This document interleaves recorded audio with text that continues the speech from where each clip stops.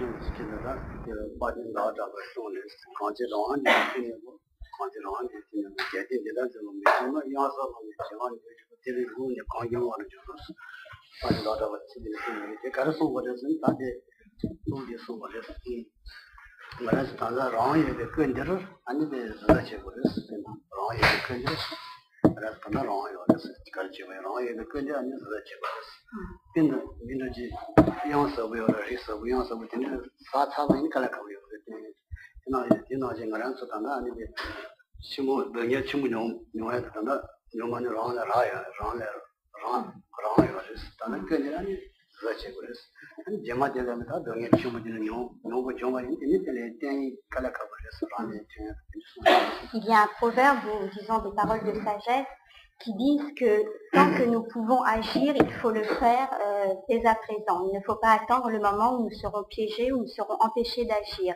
Donc, par exemple, si nous nous trouvons sur une falaise escarpée, c'est à ce moment-là qu'il faut faire attention de ne pas tomber. Ce n'est pas, il ne faut pas attendre d'être tombé dans le trou pour agir, puisque une fois que nous serons tombés, nous mourrons, nous ne pourrons plus rien faire. Donc, de la même manière, dans cette existence, tant que nous pouvons encore agir en vue d'obtenir une existence favorable dans la vie future, c'est maintenant qu'il faut agir. Il ne faut pas attendre de renaître dans une existence douloureuse où nous ne pourrons plus agir, où nous ne pourrons plus rien faire pour nous extirper d'un sort douloureux.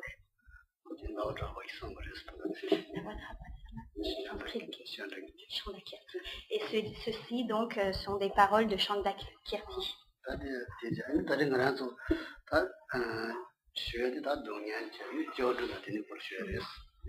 L'enseignement de ce soir a pour sujet la souffrance et la prise de refuge. Mais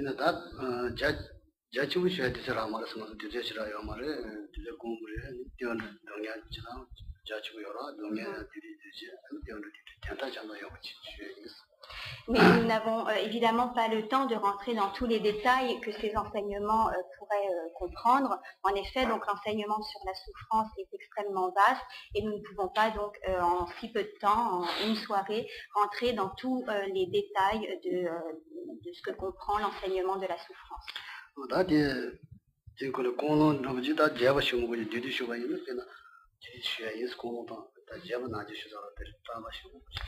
Geshe-la va commencer par faire un résumé de la motivation adéquate pour pratiquer.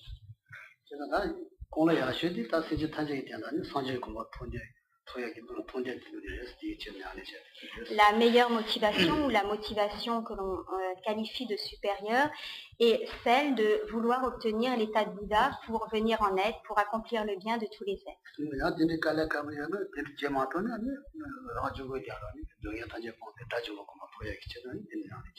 Mais si cette motivation nous paraît trop difficile à développer, alors nous pouvons nous contenter de la motivation dite intermédiaire, c'est-à-dire le désir au moins de se libérer soi de la souffrance du cycle des existences.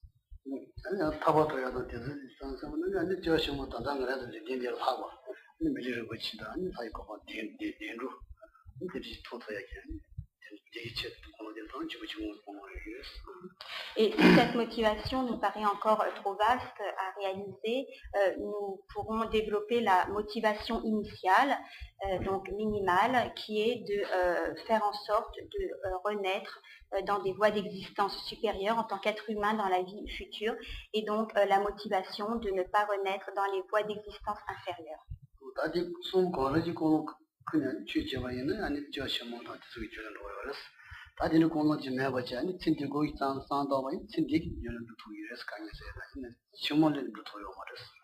Et il faut bien comprendre que tous les résultats de nos actes seront conformes à la motivation que nous aurons développée.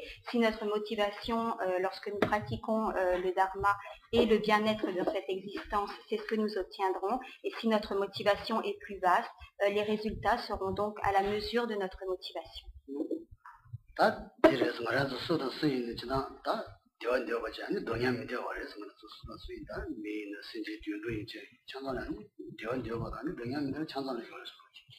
tous les êtres vivants, qu'il s'agisse d'êtres humains ou bien également d'animaux, tous les êtres en fait ont le même désir d'obtenir le bonheur ou le bien-être et de s'affranchir de la souffrance, du mal-être et de la douleur.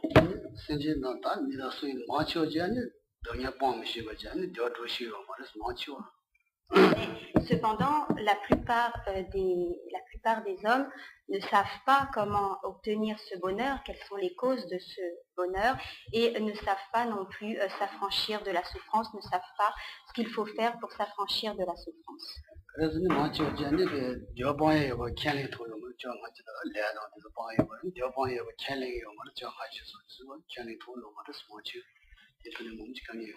Et la raison principale est que beaucoup d'êtres humains n'acceptent pas la loi de la causalité, n'acceptent pas l'existence de vie passée et de vie future.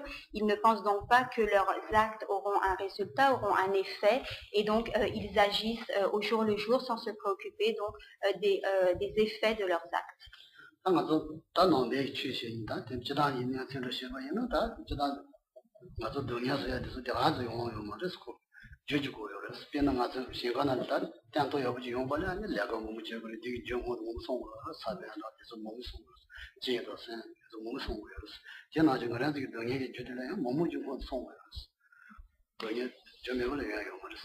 D'après les enseignements bouddhistes, la souffrance ou la douleur n'arrive pas sans cause, comme par hasard, mais toutes les souffrances, toutes les douleurs ont une cause bien précise.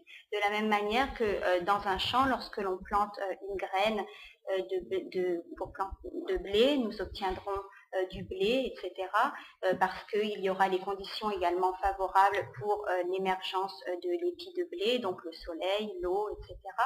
Et donc, de la même manière, il n'y a aucune souffrance qui ne puisse advenir sans cause.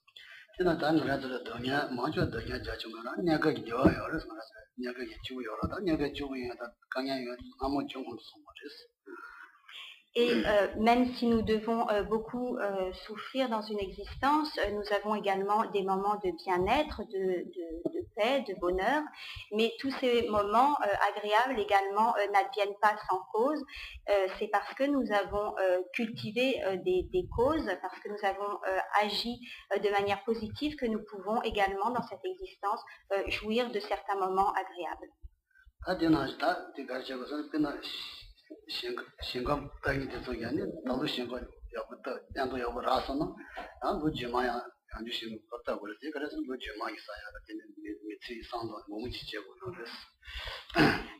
Si nous avons une bonne récolte cette année parce que nous avons bien planté comme il fallait, cela n'empêche pas que l'année suivante, il va falloir replanter pour à nouveau récolter. Et donc, c'est de la même manière pour les actes, il faut sans cesse planter pour pouvoir récolter.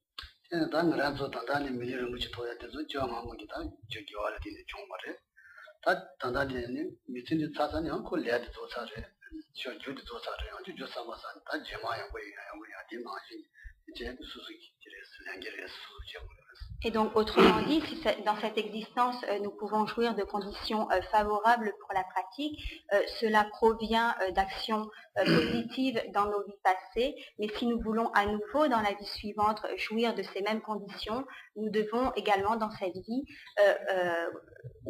agir afin d'obtenir les causes qui nous permettront d'obtenir des résultats favorables dans la vie future.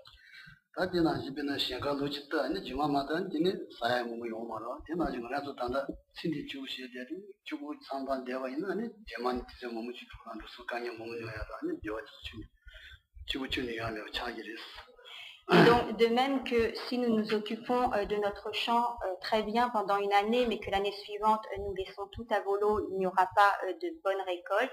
De la même manière, si nous jouissons dans cette vie des bons résultats donc produits par de bonnes causes antérieures et que nous en restons là et que nous n'agissons pas pour planter à nouveau de bonnes causes, des causes positives pour les vies futures, eh bien, il n'y a aucune raison pour que nous ayons une bonne récolte dans la vie suivante.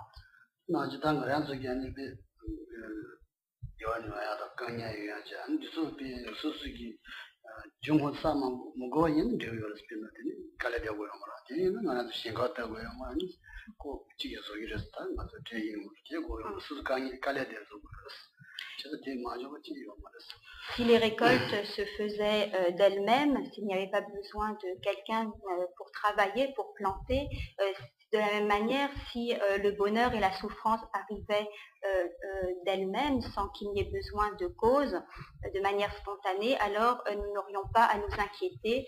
Nous devrions simplement donc essayer au mieux, donc au jour le jour, d'être le mieux possible. Mais cela ne se passe pas ainsi. Nous avons toujours besoin d'accumuler des causes positives si nous voulons obtenir un certain bien-être.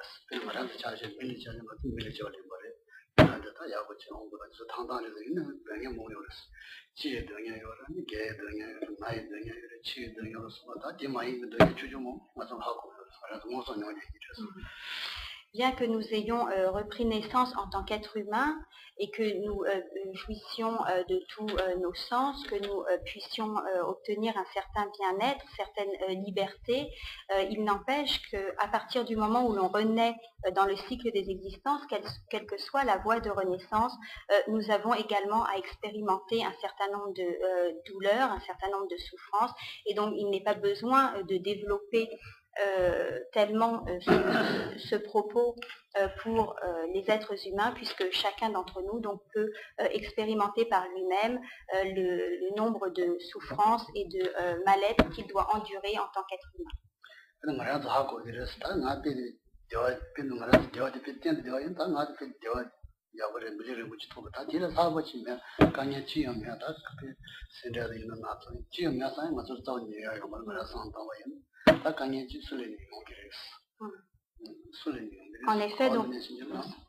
En effet, d'après notre expérience, personne ne peut dire j'ai obtenu une existence humaine, disponible et qualifiée, et donc grâce à cette existence, j'ai obtenu un bonheur parfait, je n'ai jamais à souffrir, je n'expérimente jamais aucune souffrance, aucune douleur.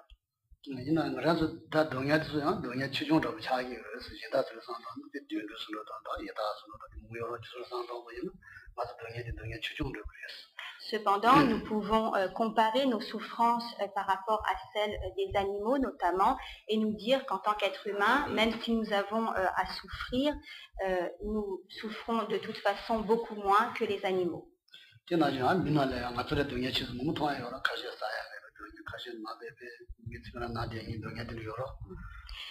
Mais bien sûr, il y a des êtres humains qui sont dans des situations bien pires que la nôtre, des personnes qui meurent de faim, qui n'ont pas de logement, qui ne savent pas où s'abriter, etc.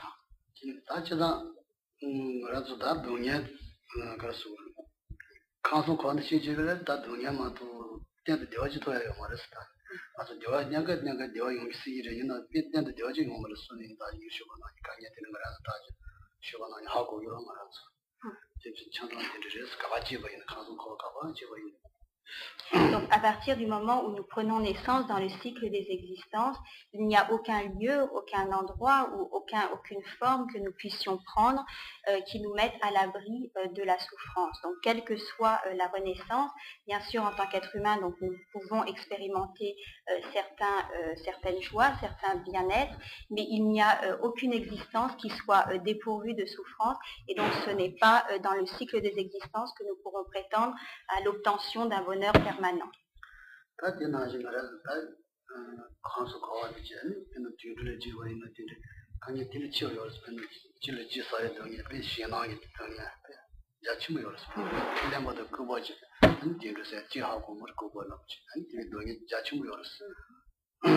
Et pour les animaux, par exemple, donc, que nous pouvons voir, les souffrances des animaux sont terribles. Ils ont la souffrance d'être tués pour être mangés, la souffrance de la peur, donc des souffrances bien plus grandes de manière générale que celles des êtres humains.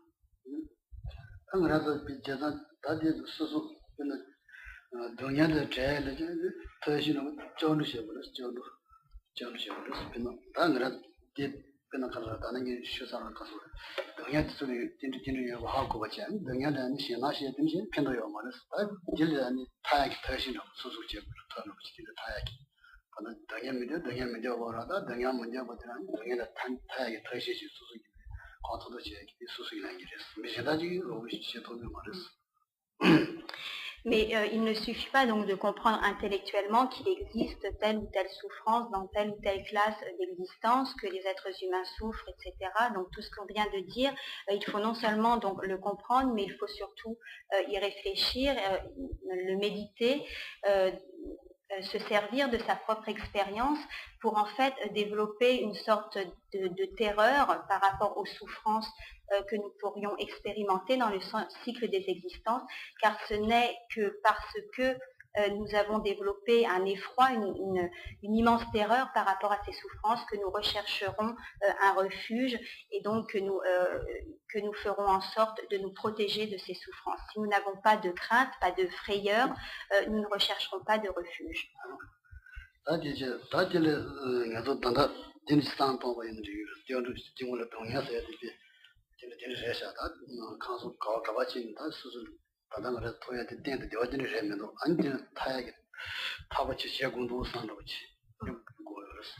Donc nous penserons, quelle que soit la voie d'existence, quelle que soit l'existence que l'on reprenne dans le cycle des existences, même en tant qu'être humain, il n'y a pas de possibilité d'obtenir un bonheur permanent.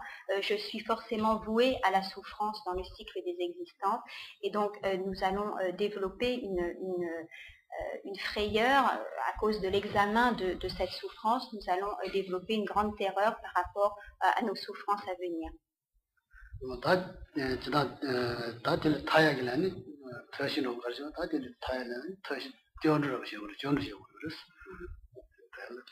Et à partir du moment où nous avons développé cette terreur, alors nous allons véritablement prendre refuge. Nous allons pouvoir rechercher et véritablement prendre refuge.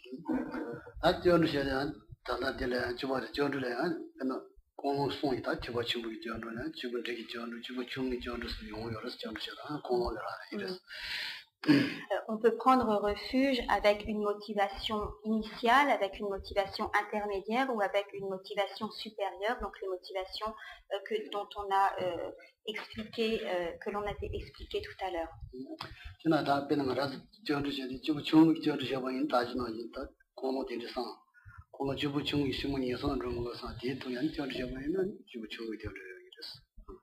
Un pratiquant de motivation initiale va prendre refuge en pensant que ce refuge va pouvoir le protéger des souffrances dans les voies d'existence inférieures.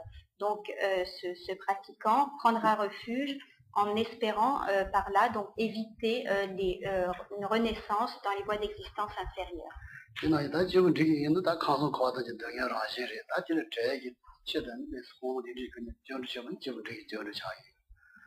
Un pratiquant de motivation intermédiaire pensera que même s'il renaît en tant qu'être humain ou en tant que Dieu dans le cycle des existences, il devra souffrir et donc il va développer une frayeur par rapport à ces souffrances des voies d'existence supérieures, donc en tant qu'homme ou en tant que Dieu, et il va prendre refuge en espérant ainsi donc atteindre la libération du cycle des existences.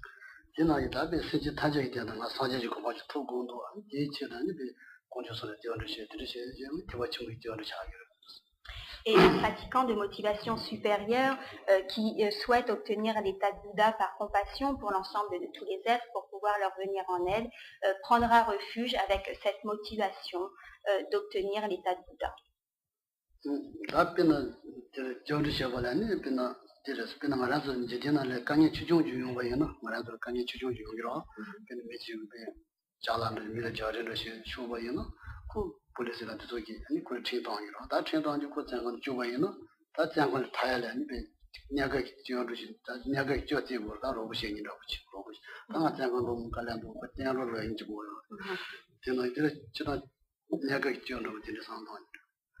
Le refuge est quelque chose qui va nous protéger contre la souffrance, qui va nous supporter dans nos épreuves, De la même manière que quelqu'un qui est jeté en prison parce qu'il a commis un méfait aura besoin d'un garde compréhensif qui puisse l'aider donc pendant son séjour en prison et éventuellement donc faire en sorte de le faire libérer.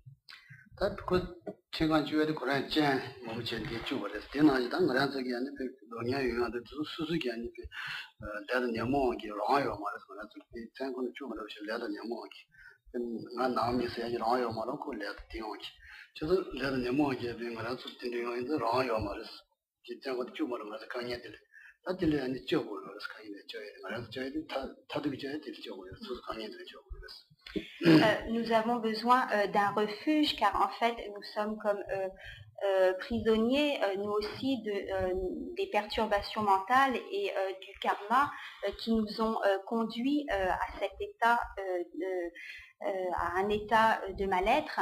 Et donc nous avons besoin d'un refuge pour nous aider à nous sortir de cet état et pour nous protéger.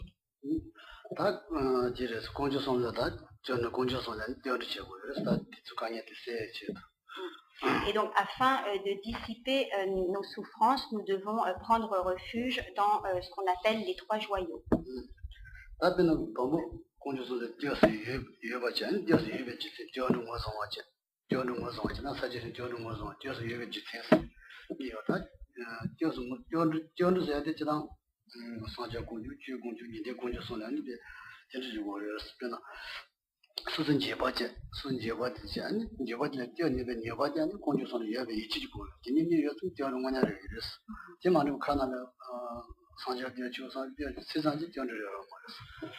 Ces trois joyaux donc, qui constituent le refuge sont le joyau du Bouddha, du Dharma, ou de la loi, et de la Sangha ou de la communauté des pratiquants.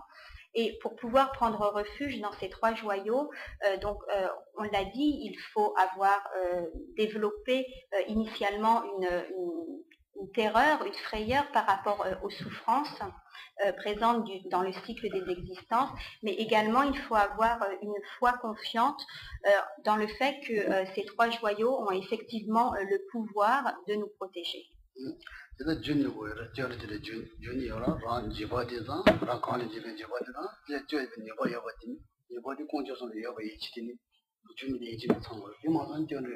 Il faut donc absolument deux causes, réunir ces deux causes pour pouvoir véritablement prendre refuge. Donc ces deux causes qui sont donc la frayeur, la peur des souffrances et la confiance dans le fait que les trois joyaux ont le pouvoir de nous protéger.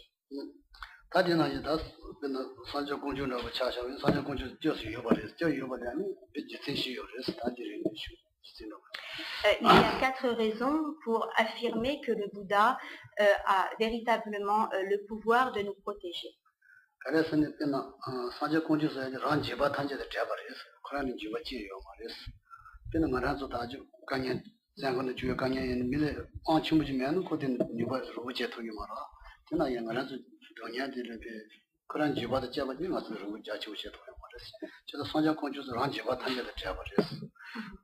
La première de ces raisons est que le Bouddha a vaincu toute peur pour lui-même, donc il a une parfaite maîtrise de son esprit et il n'a pas à expérimenter aucune peur, aucune frayeur, quelle qu'elle soit, au contraire de nous, donc, qui sommes à la merci de toutes les peurs et de toutes les frayeurs.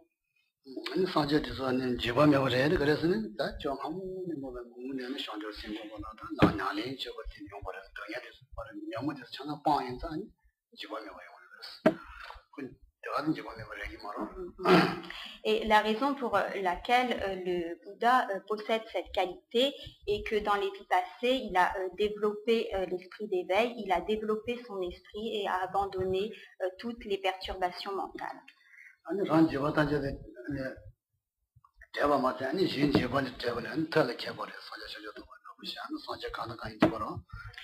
Également, donc, il a éliminé toute peur pour lui-même, mais il est également habile dans toutes les méthodes permettant de protéger autrui de cette frayeur.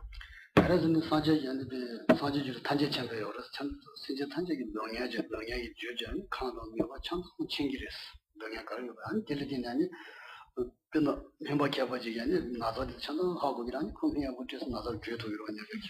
내가 얘는 산적이 아니라 단지 체험에서 동양 가르도 동양 주고름도 그렇죠. 가르서 친 pensa chanzo chingi res je to nyami je wa De manière générale, le Bouddha a la faculté d'aider les êtres dans la mesure où il connaît la moindre de leurs souffrances. Donc, étant omniscient, il connaît la moindre petite parcelle de l'esprit des êtres. Et de même qu'un médecin habile saura donner un traitement approprié à son patient, de même le Bouddha saura aider les êtres selon leurs propres besoins.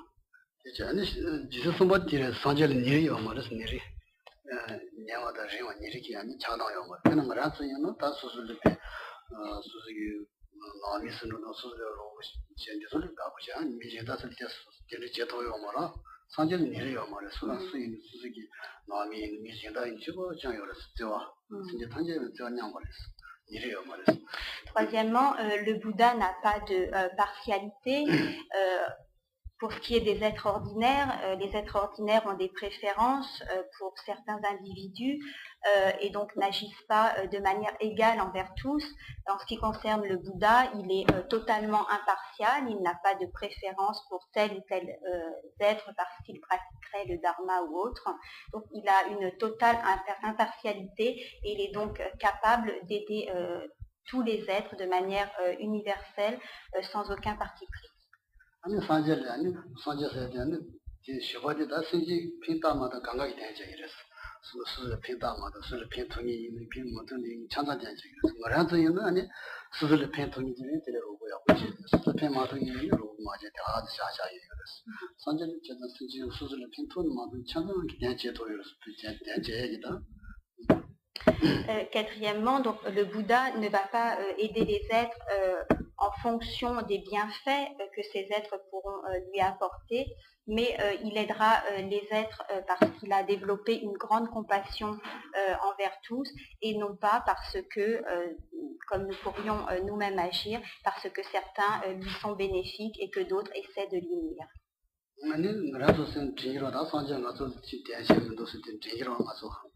그래서 산재 대제 수수가 대고요를 빈다. 대바다 니초고요를 산재를 니고요를 그래도 대바다 니초고요. 대바면이 산재는 예를 이치다 들면은 빈도 용어 말을 수수래. Donc, 내가 빈도 용어 la compassion et la bonté du Bouddha donc enveloppe l'ensemble de tous les êtres et en fait il pense à chacun d'entre nous. Pourquoi alors on pourrait se demander pourquoi certains individus ne reçoivent pas les bénédictions ou l'aide du Bouddha? C'est parce que de leur côté ils n'ont pas développé la foi confiante. En effet, donc pour que la connexion entre le Bouddha et les êtres puisse se produire, il faut qu'il y ait du côté du Bouddha donc la grande compassion et donc le pouvoir de venir en aide aux êtres, donc ce qu'ils possèdent effectivement, mais il faut du côté des êtres également qu'ils aient développé une foi confiante dans le Bouddha.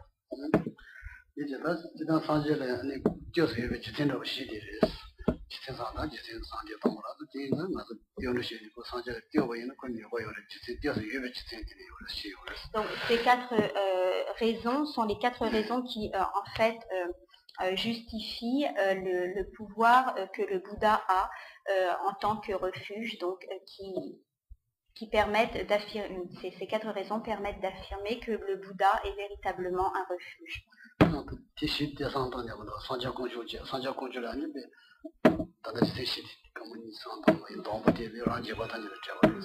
Donc nous allons méditer 2 minutes, une ou 2 minutes pour réfléchir donc à ces quatre raisons qui font que le Bouddha est un véritable refuge.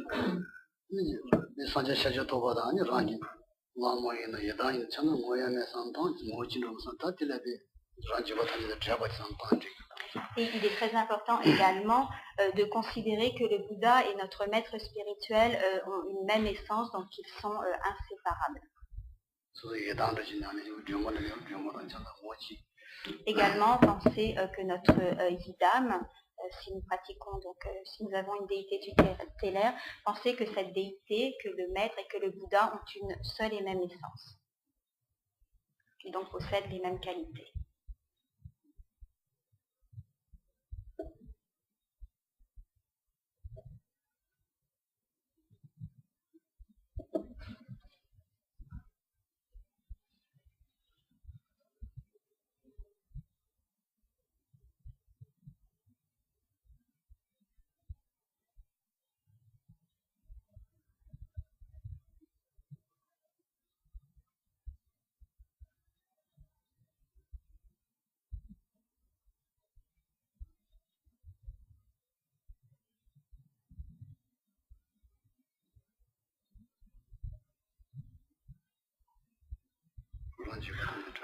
아니 산재 체제 도고 도고지 아니 진지와 탄제를 저벌안 터다 개발했어 이제 뭐지 진지와 저벌안 터다 개발했어 이제 뭐지요 Tampo, tampo. Allez, dis-la. Chicala.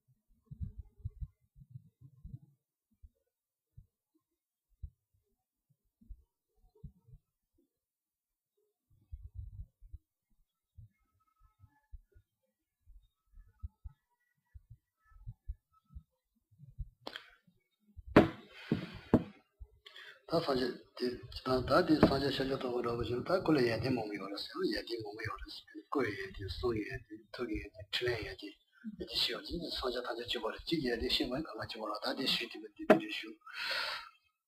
Également, donc, les Bouddhas possèdent de grandes qualités, notamment des qualités spécifiques de leur corps, de leurs paroles, de leur esprit et de leurs vastes activités.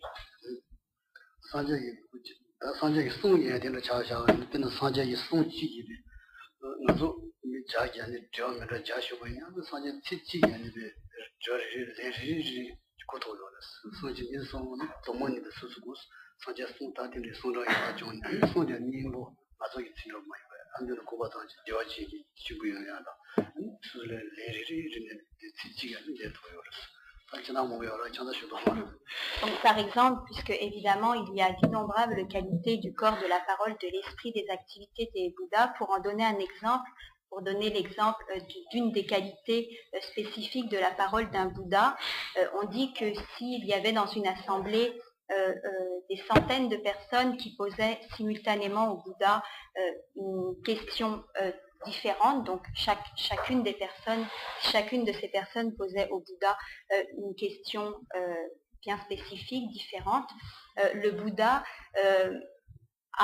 aurait la faculté de répondre avec une seule parole à chacune de ces personnes, de manière à ce que ces personnes comprennent la réponse, que cette réponse soit totalement appropriée, et de plus, donc, la parole du Bouddha serait extrêmement plaisante à entendre.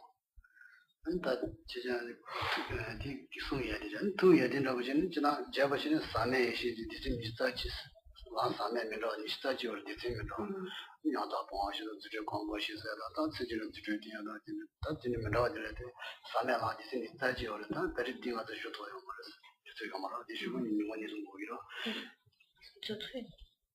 지저 공부시서 야다 보아시서야다 내가 대해서 들으다 사내시 면도 리스타지오를 상당히 많은 면도 리스타지오를 제거시는 다들 여러 팀이 거지. 산적이 또 그래서 산적이 판지 챙기려서 특히 창강 챙기려 생기게 아니면 뭐 가는 거 생기는 카렉티스틱이 많고 가려는 저 아마가 제마 가려는 가반도 창강 챙기려. 마침에 지어요 말했어. En ce qui concerne les qualités de l'esprit du Bouddha, donc de la même manière, il y a d'innombrables qualités donc propres à l'esprit du Bouddha, mais de manière générale, donc on peut parler de l'omniscience d'un Bouddha. En fait, il n'y a aucun phénomène qui soit en dehors du champ de connaissance d'un Bouddha. Donc, pour chaque être, pour chaque individu, il connaîtra donc le contenu de son esprit, de ses tendances, il connaîtra ses vies passées, ses vies futures, la totalité en fait de ses existences passées et futures et du contenu de son esprit actuel.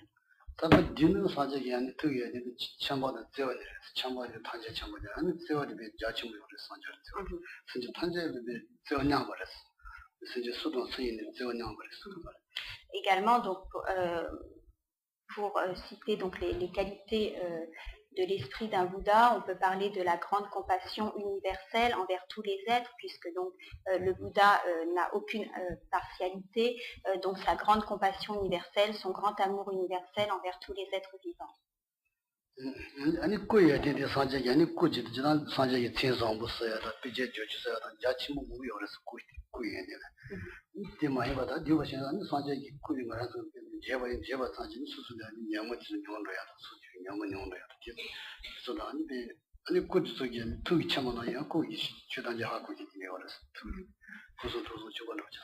Ce qui concerne les qualités du corps d'un Bouddha, donc il y a des marques majeures, des marques mineures permettant donc d'identifier le corps d'un Bouddha, mais pour citer les qualités propres au corps d'un Bouddha, on peut dire par exemple que le fait de rencontrer un Bouddha, donc de voir son corps, permet de réduire les perturbations mentales.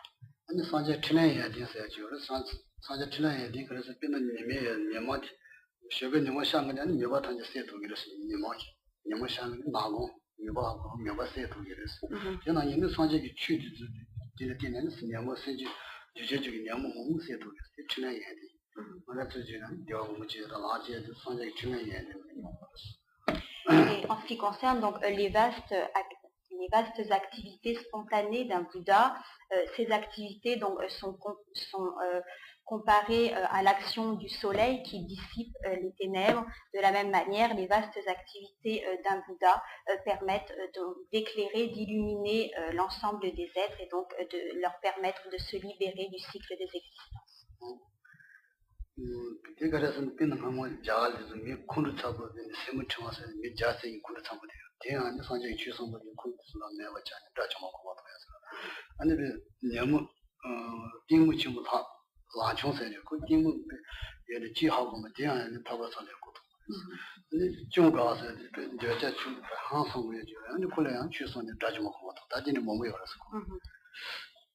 Et donc pour illustrer la force des vastes activités des Bouddhas, donc il y a de nombreuses histoires dans les histoires donc des rencontres du Bouddha, donc où il est relaté donc la manière dont le Bouddha a amené à la libération du cycle des existences et à l'état de Bouddha des êtres extrêmement coléreux ou bien des êtres extrêmement obscurcis par l'ignorance ou des êtres en proie à un fort désir attachement. Donc de quelle manière, de manière extrêmement rapide, le Bouddha a pu amener ces êtres donc obscurcis par de très fortes perturbations mentales à l'état de Bouddha.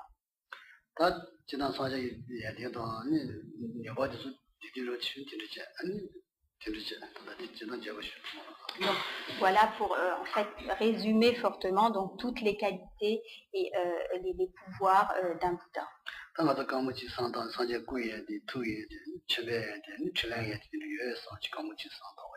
Donc, pendant une minute, nous allons essayer de nous imager, de nous représenter donc toutes les vastes activités du Bouddha et les qualités de son corps, de sa parole et de son esprit.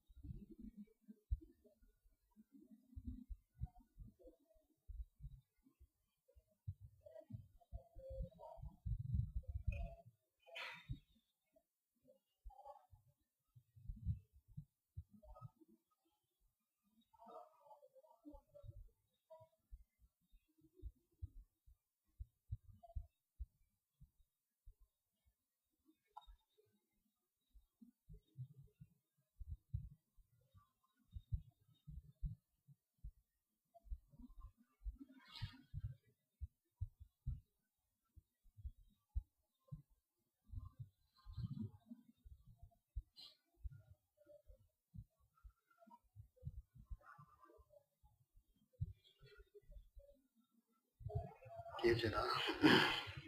아니 지나 사제 강가 저버스 도는 맞아 셔져 도벌 잡아 차자 뒤집어라.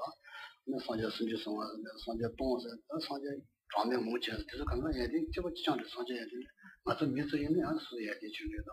디스디스 사제선 저거 지장이 어렸어요. 세워도 세제기도 괜찮아요.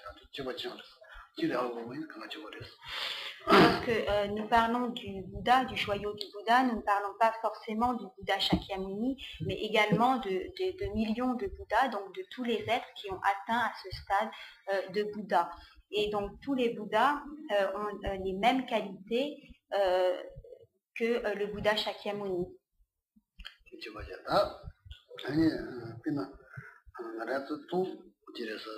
타보다 단지 정보된 토야 돼. 토바라니 산지 죽은 줄 말했어. 걔네는 로고야 산지 죽은 줄 되는 거야. 기계 고주 죽은 줄 말했어. 걔는 지난 멤버를 비자 그랬어. 멤버 죽고 요는 되게 말했어. 걔는 피고요를 야발에 로봇이 야요 되는 거였어. 멤버 죽고 내가 다 토요 말했어. 비디자 그랬어. Si nous sommes malades, nous avons besoin d'un bon médecin, mais cela ne suffit pas. Il faut également que nous ayons un bon traitement, donc que nous prenions le traitement que ce médecin nous a donné. Et également, pour nous aider sur la voie de la guérison, nous avons besoin d'aides-soignants ou d'infirmiers qui vont nous soutenir afin que nous puissions guérir. Donc de la même manière, le joyau du Bouddha est le premier joyau, mais il ne faut pas se contenter de prendre refuge dans le joyau du Bouddha. Il faut également considérer le joyau du Dharma, qui est le remède, donc semblable au traitement que nous donne le médecin, le Bouddha, et la Sangha, la communauté des pratiquants, est semblable aux gardes-malades qui vont nous assister sur la voie de l'éveil.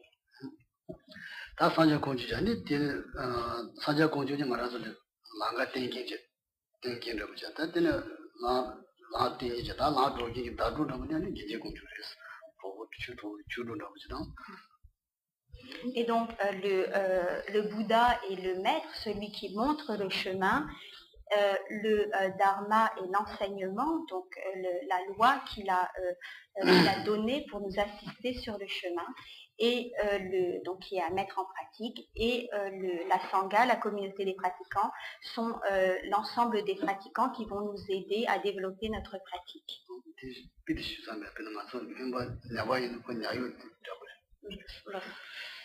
Et donc la sangha est semblable aux aides-soignants. Ce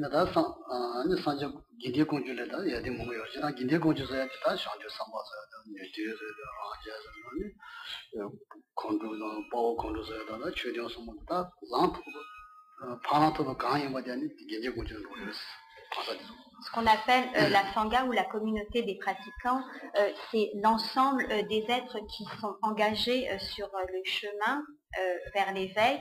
Donc ce peut être des bodhisattvas, ce peut être des personnes qui ont obtenu la libération du cycle des existences, et ce peut être également de simples pratiquants qui viennent juste d'entrer sur la voie du dharma.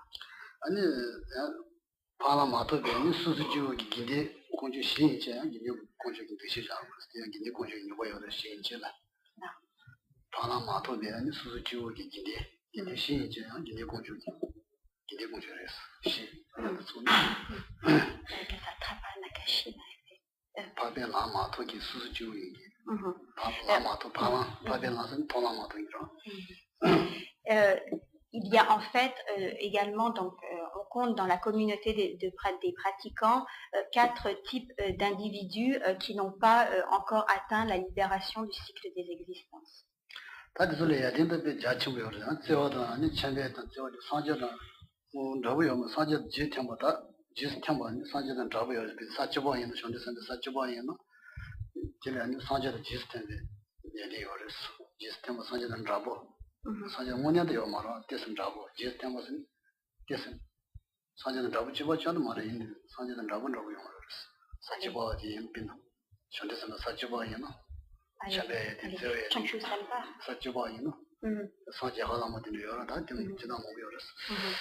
Donc, de manière générale, il y a un grand nombre d'individus compris dans cette communauté des pratiquants.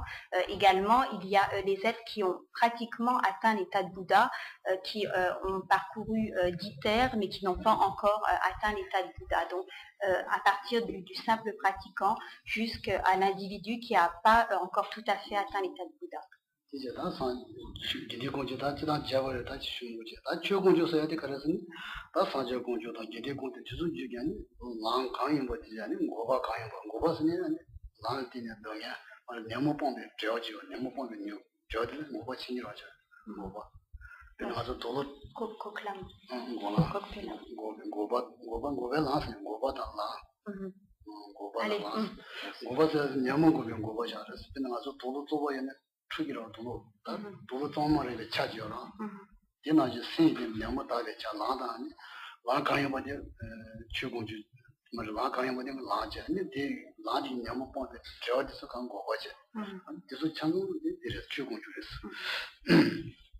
En ce qui concerne le joyau du Dharma, il s'agit plus spécifiquement, donc généralement il s'agit de l'enseignement général du Bouddha, mais plus spécifiquement le véritable joyau est constitué par la réalisation de la vérité du chemin et de la vérité de la cessation. Donc c'est l'actualisation en soi de la vérité de la cessation donc des perturbations mentales.